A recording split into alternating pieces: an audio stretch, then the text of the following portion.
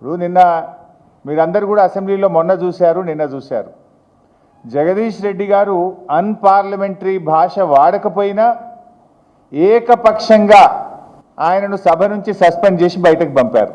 జగదీష్ రెడ్డి గారు ఏం మాట్లాడారు? మీ అని వాడారు తప్ప ఏకవచనం నీ అనే పదం ఆయన వాడనే లేదు. వారు మాట్లాడిన దాంట్లో ఎక్కడా అన్పార్లమెంటరీ లాంగ్వేజ్ లేదు. ఆయన తప్పు మాట్లాడకపోయినా జగదీష్ రెడ్డి గారిని బయటకు పంపారు. మరి నిన్న రేవంత్ రెడ్డి గారు మాట్లాడిన భాష ఏంది? ఓ బూత్ సినిమాకు రాసుకున్న స్క్రిప్ట్ లాగా ఉంది. అదేమన్నా ప్రజలకు పనికొచ్చేది ఉందా? రాష్ట్రానికి సంబంధించింది ఏమైనా ఉన్నదా? అడ్డమైనటువంటి ఈ భాషకు ఆద్యుడే రేవంత్ రెడ్డి. ఇవాళ ఆయన ఏదో పెద్ద నీతి వాక్యాలు మాట్లాడుతూ ఇవాళ ప్రయత్నం చేస్తున్నాడు.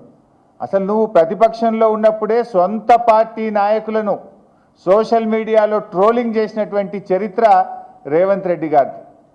వ్యక్తిత్వ హననం చేయడాన్ని వృత్తిగా ఎంచుకున్న ఫస్ట్ అండ్ వర్స్ట్ పొలిటీషియన్ ఈరోజు రేవంత్ రెడ్డి గారు.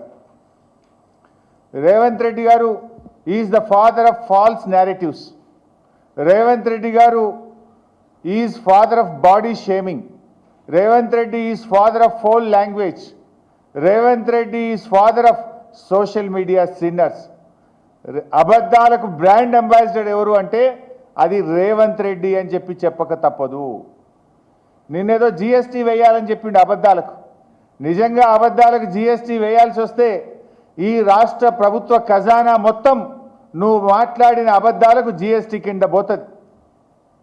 ఈ మధ్య ఏదో రేవంత్ రెడ్డి అంటుండు అందాల పోటీలు పెడతాం హైదరాబాద్లో అంటుండు. అందాల పోటీలే కాదు, తిట్ల పోటీ కూడా పెట్టు, నీకే ఫస్ట్ ప్రైజ్ వస్తుంది.